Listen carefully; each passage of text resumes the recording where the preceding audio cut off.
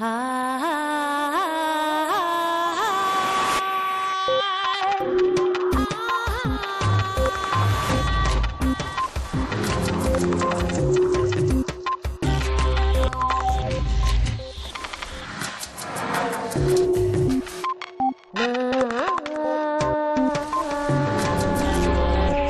terrible mirar por encima del hombro cuando tratas de dirigir y ver que allí no hay nadie.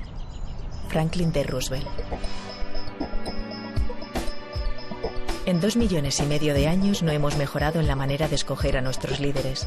Son necesarios, como lo son los seguidores, para llevar una sociedad adelante sin que se disgregue por los conflictos. El psicólogo social Mark Van Boot estudia los orígenes del liderazgo y de la cooperación en el ser humano. Punset discute esta semana con este investigador de la Universidad de Kent y descubre los criterios evolutivos en la elección de un buen líder.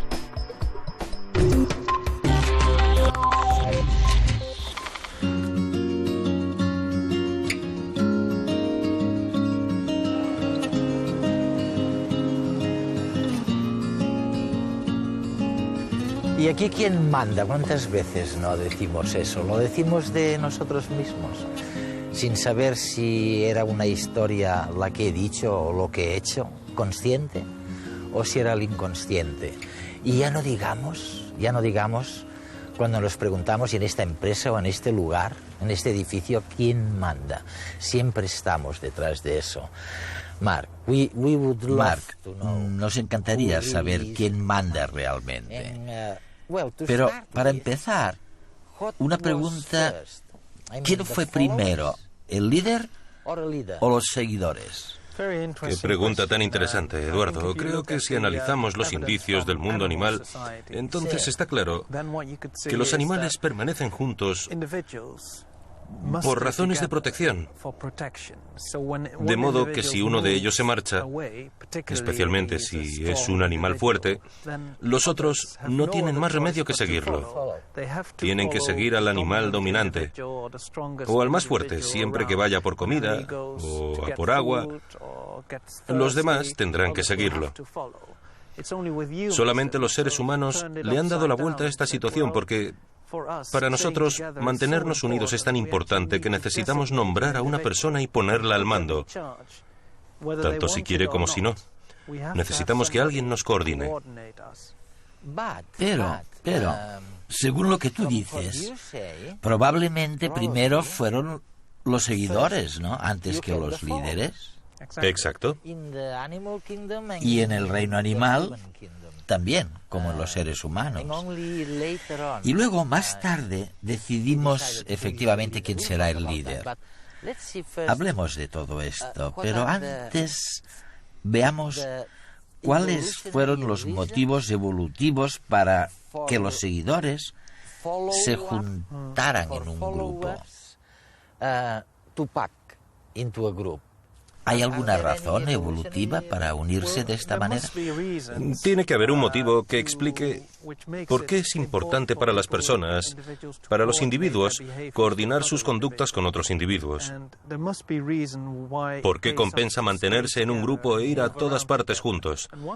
Una explicación es que si uno está en un grupo de cazadores-recolectores, por ejemplo, entonces está continuamente desplazándose. Y no se puede permitir que el grupo se rompa, se disgregue, que las personas se separen, porque ahí fuera en la sabana, el entorno de nuestros antepasados, las condiciones eran hostiles y había que permanecer unidos.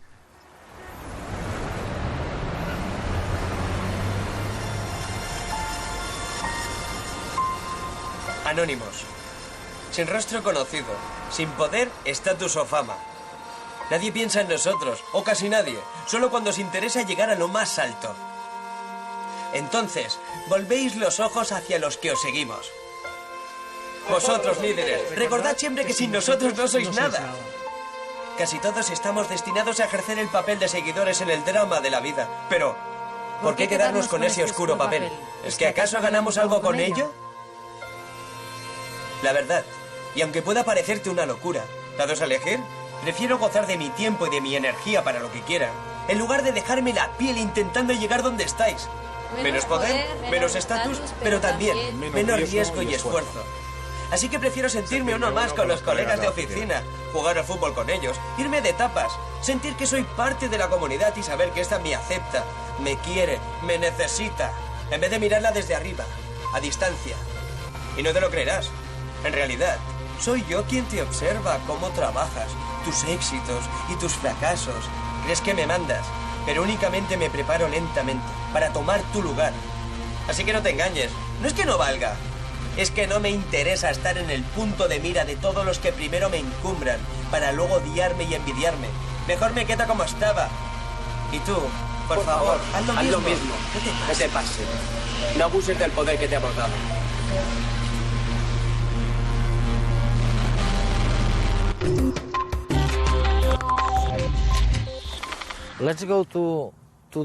Vayamos ahora al tema del liderazgo. ¿Cómo diantre decidimos nosotros, los seguidores, que tenía que haber un líder? Remontémonos 2,5 millones de años atrás. ¿Qué hicieron? ¿Qué hicieron nuestros antepasados? ¿Cómo escogieron a un líder?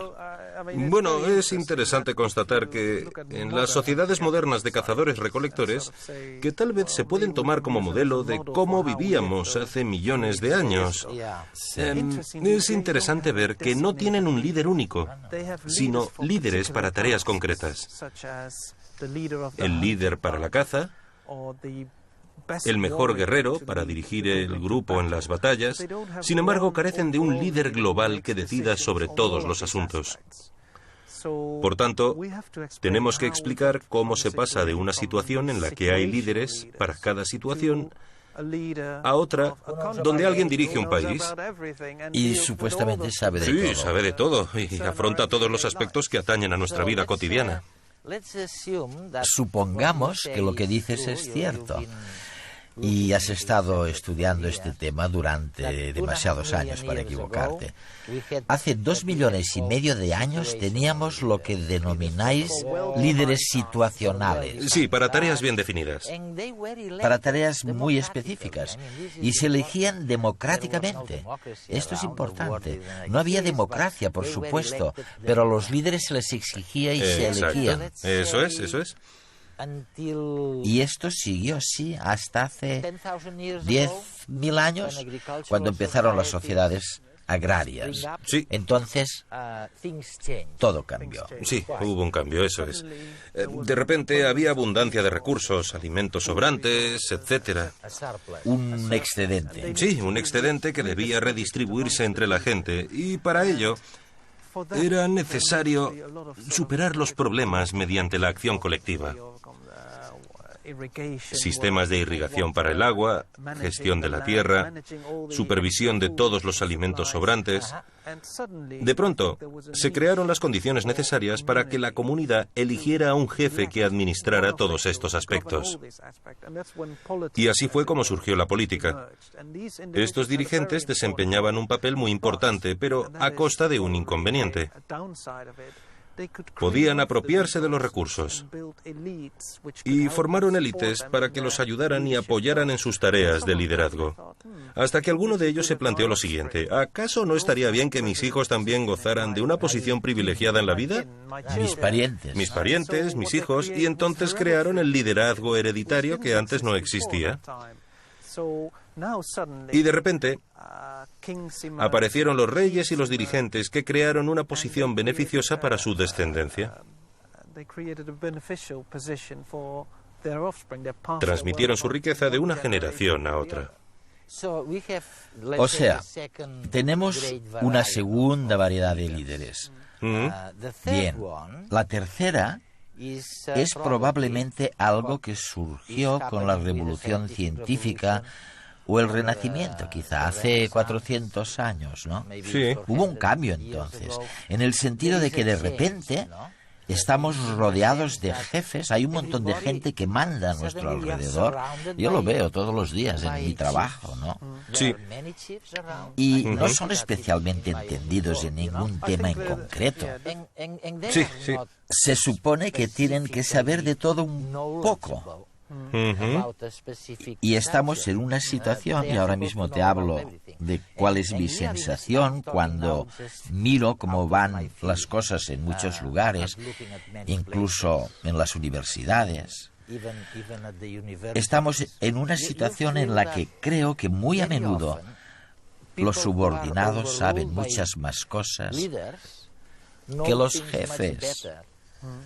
¿No crees que esta es la situación actual?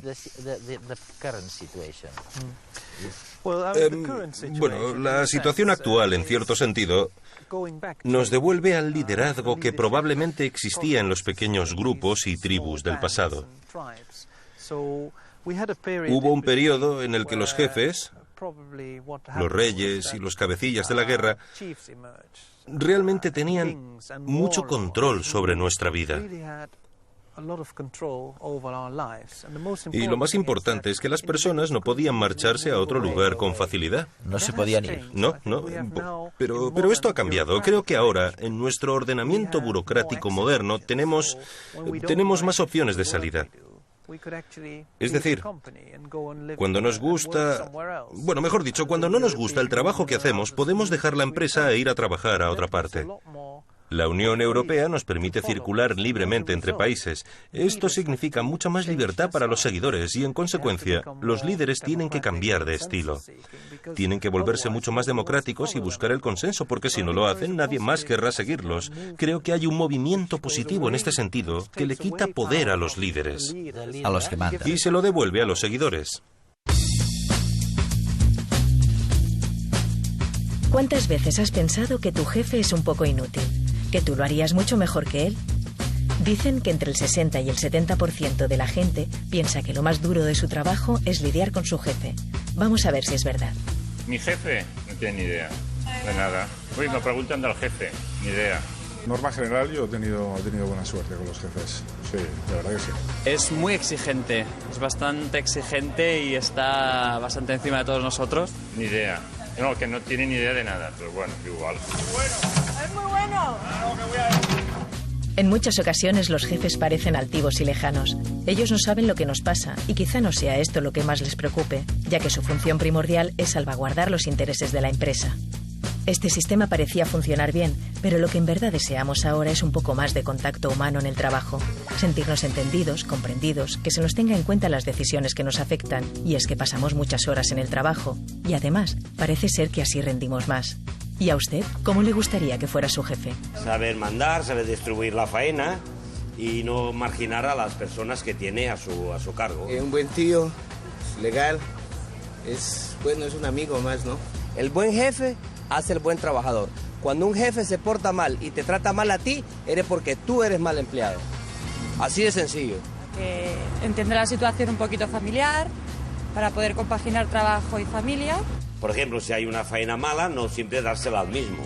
O sea, que la cosa sea repartida. Lo mejor, la capacidad para aglutinar a gente muy distinta en un entorno que cada vez está la gente más nerviosa con todo esto de la crisis. Tiene que estar muy cerca de los trabajadores y tiene que haber un feedback constante entre lo que opinan los trabajadores y su política como empresario, que supongo que es inevitable, ¿no? Que sea cariñoso, que sea amable, que no me llame mucho la atención. No todos los jefes son malos. También el obrero tiene que ser bueno, porque si no, no hay nada que hacer. Si el obrero no trabaja, el patrón no sube. Sabiduría, ¿eh? Antes confiábamos en aquellos que sabían por experiencia o en los que nos podían defender, como los ancianos de la tribu, volúmenes de conocimiento conservados a lo largo del tiempo, cuya palabra era escuchada. Porque son más modernos ellos. Yo ya soy mayor. Los modernos ya no escuchan. No, van a su aire. Escuchar es un valor. Hacer o no dependerá de la libertad. Toda cultura que se pierde es un déficit. Y es que los años del ejecutivo agresivo están pasando y ahora algunas empresas están diseñando grupos de trabajo en los que tengamos voz y voto en la elección de los jefes más cercanos, haciendo hincapié en la interdependencia y objetivos comunes, buscando crear un colectivo comprometido. Mi jefe, de hecho, es una persona muy cercana, trabajamos conjuntamente y se puede dialogar con él tranquilamente y no hay problema. Nuestro jefe es nuestro amigo, entonces las condiciones son diferentes, ¿sabes? No tenemos una relación de jerárquica como cualquier empresa. Nuestra empresa, el jefe más que jefe es coordinador. Es que cuando un jefe no es directivo, es coordinador, no puedes tener ningún punto negativo porque todo lo puedes discutir. Pero recuerda, un buen jefe debería saber que no siempre es necesario. Y si las tareas son simples y rutinarias, su presencia es a veces mucho más molesta. ¿Esto va para el programa de redes? Ah, mira, por lo menos un programa serio que se hace en la televisión, menos mal. Venga. He de seguir a la gente. ¿Acaso no soy un líder? Benjamin Disraeli.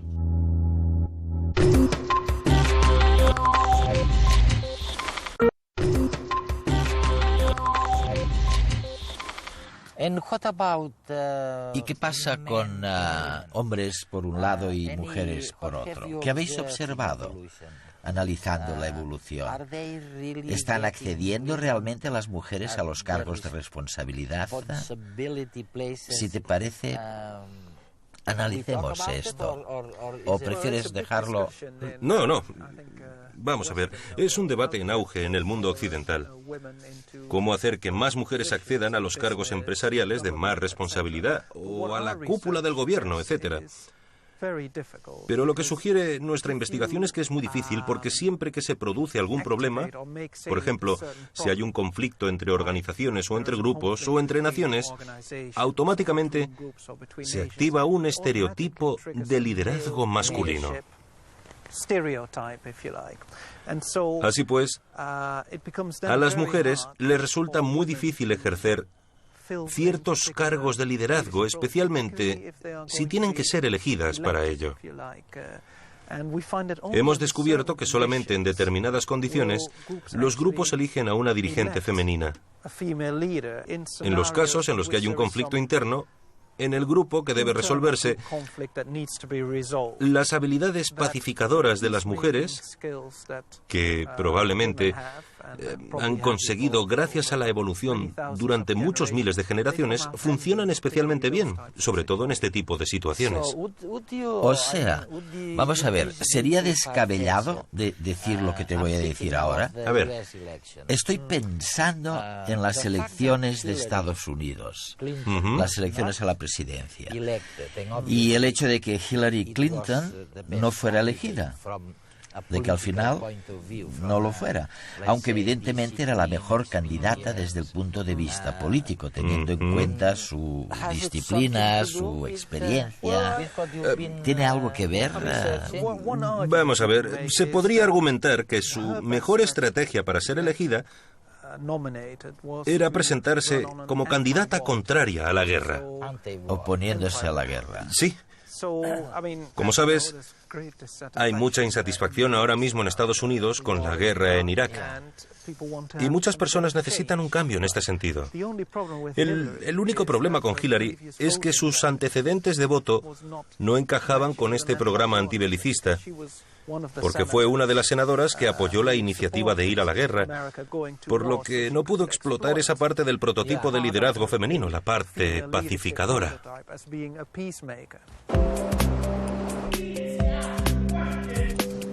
Recientemente, Estados Unidos ha perdido la oportunidad de elegir a una mujer como presidente.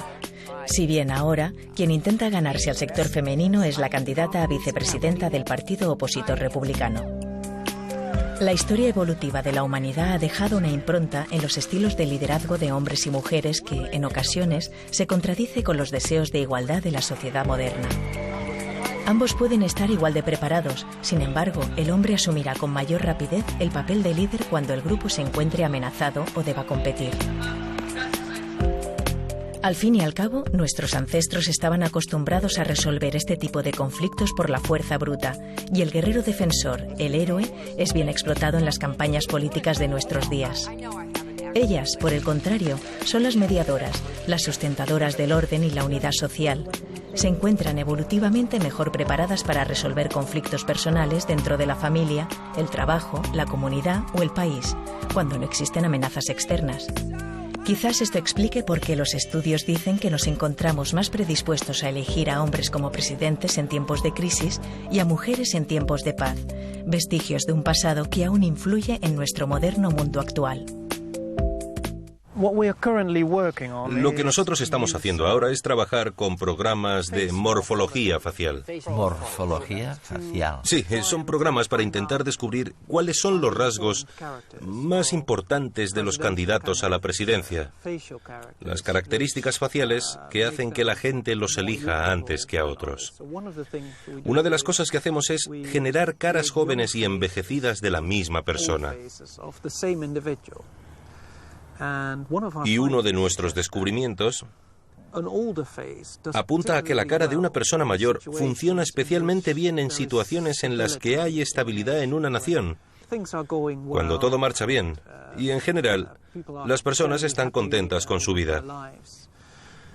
Sin embargo, cuando sucede lo contrario y se produce una situación en la que hay, ¿cómo te diría? Malas perspectivas. Sí, eso es, incertidumbre, nuevos retos por delante. Cuando la economía necesita un empujón, cuando hay que adoptar nuevas tecnologías, en estas situaciones las preferencias se inclinan hacia las personas con apariencia más joven. Esto tiene algunas implicaciones evidentes para las elecciones presidenciales de Estados Unidos, puesto que alguien como Barack Obama personifica el cambio. Y no es ninguna sorpresa que, teniendo en cuenta su imagen y su edad, lo utilice en una época de crisis, como decías antes. Eso es. Estamos en plena crisis. Las personas buscan algo distinto. La economía no va bien. Necesitamos ideas nuevas. No queremos tener que aguantar otro periodo con alguien igual. Queremos ideas nuevas. Por tanto, Obama debe presentarse desde esta perspectiva como el candidato del cambio. ¿Sabes? Y te hablo de mi experiencia, ¿no? Sí. Los políticos, aunque parezca lo contrario, son bastante rápidos a la hora de entender cosas como lo que tú estás ahora diciendo. Es decir, me imagino que si les demuestras, tras haber realizado los experimentos oportunos, que en momentos de dificultad, en los que hay que buscar un relevo, lo has visto tú con las ratitas, ¿no? Es mejor poner al frente a alguien que es joven. Probablemente los políticos lo harían. De hecho, en Estados Unidos ya ha ocurrido así. Pero, ¿qué sucede con las empresas? Ahí no creo que pase lo mismo. Y el tema de quién es el jefe, quién está al mando, es también muy importante en el mundo empresarial. Y sin embargo, no veo que haya la misma flexibilidad. Lo que veo es que en las empresas, el dinero, la influencia, incluso la herencia, es mucho más importante. Bueno, vamos a ver. Creo que lo que ha pasado probablemente es que ha habido una especie de viraje en la manera de asignar líderes a los grupos. En la antigüedad se hacía por consenso. Por consenso sobre alguna cualidad que tenía esa persona. Pero ahora lo que sucede a menudo es que los grupos se han vuelto tan complejos, implican tantos niveles, que realmente solamente se consigue el liderazgo si, por ejemplo, el director de la empresa es alguien impuesto por otra persona. Ocurre en una universidad. Sí, sí, sí. En lugar de un procedimiento que va desde abajo hacia arriba, que es lo que llamamos liderazgo democrático, ahora las personas son catapultadas a la dirección de una empresa en función de algo, de los contactos que tienen o del dinero que tienen. Hay empresas que les piden a sus ejecutivos, a sus 10 o 15 altos ejecutivos, que asistan a seminarios sobre la gestión de las emociones, sobre la mejora de los mecanismos de la toma de decisión. Pero fíjate que nadie habla del tema de quién está al mando ni de cómo llegan a estarlo. De hecho, si algo parece, es que los que están al mando no son precisamente los que más saben sobre gestión de emociones, ni los que más saben sobre cómo funcionan los mecanismos de decisión, de toma de decisiones. No, creo que uno de los motivos es probablemente que son seleccionados en función de criterios equivocados.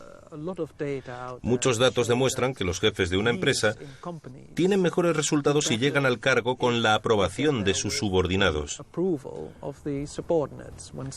Cuando los subordinados participan en el proceso de toma de decisiones sobre quién los dirigirá, los directivos obtienen mejores resultados.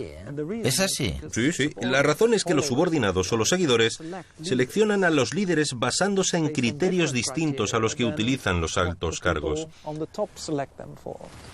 Y probablemente estos criterios encajan más con lo que denominamos cualidades ancestrales de liderazgo que utilizan los seguidores para su selección.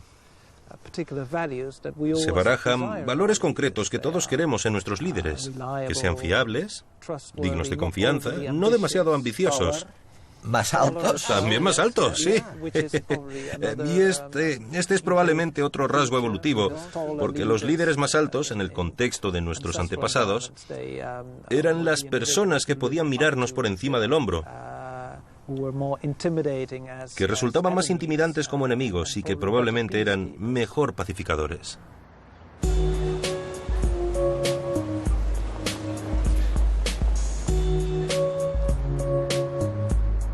O sea que es curioso, ¿no?, que a la hora de decidir cómo elegimos a nuestros líderes a nivel político o a nivel de las empresas o de las universidades, lo que está sugiriendo Mark Van Wouwelt, el gran psicólogo social de estos temas, es que tenemos que aceptar la experiencia que se remonta a millones de años atrás y que no era tan mala como pensábamos todo el rato, porque al final resulta que lo importante para que funcione un liderazgo es que la gente que lo sigue, los seguidores, estén de acuerdo. Y en la mayor parte de los lugares, sean empresas o sean universidades,